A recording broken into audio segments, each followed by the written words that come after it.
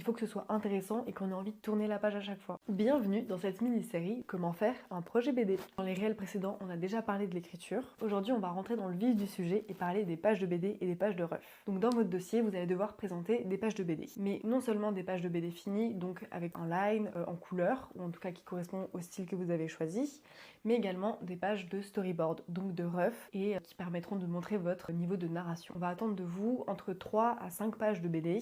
Et si votre projet fait plus d'une centaine de pages, bah là, va falloir montrer que vous êtes capable de sortir beaucoup de pages, donc plus entre 5 à 7 pages de BD. Donc vos pages de BD doivent être impeccables, il faut qu'il y ait un niveau éditable. Donc que ce soit dans le dialogue, la mise en scène de vos personnages, du décor, des plans plus rapprochés, des scènes plus longues, plus courtes, la colo, tout doit être nickel. C'est le moment de montrer vos qualités artistiques. Donc si vous êtes doué dans le digital, commencez pas forcément à faire des pages de BD à la gouache. Vous devez montrer vos talents et ce dans quoi vous êtes le meilleur. Et c'est là que vous devez convaincre l'éditeur. S'il y a des petits couacs dans votre synopsis ou dans votre scénario, ça peut vite se régler, mais s'il y a des problèmes dans votre dessin, là ça va être plus compliqué d'être convaincant. La question aussi qu'il faut se poser, c'est quel moment de votre histoire vous choisissez de représenter. Alors pourquoi choisir le début de votre histoire? Tout simplement, quand on lit une BD, les premières pages, c'est là où on va convaincre le lecteur qu'il faut lire toute l'histoire. Et bah là, c'est pareil avec un éditeur. En lisant les premières pages, c'est là qu'il faut le convaincre d'éditer votre projet. Généralement, on présente le contexte, le personnage principal et ses enjeux. Quels sont ses objectifs? C'est pour ça que c'est toujours une valeur sûre de commencer par ça.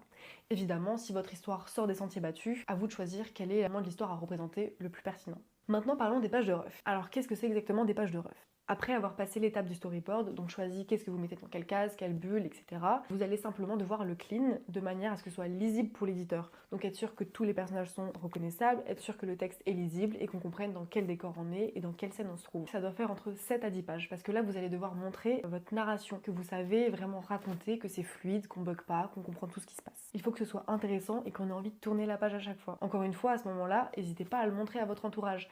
Et si dès la première lecture tout est compris, c'est que vous avez réussi. Et n'oubliez pas, vos pages de BD et vos pages de ref, c'est un peu là que tout va se jouer, donc n'hésitez pas à tout donner. Et surtout, bon courage. Bye!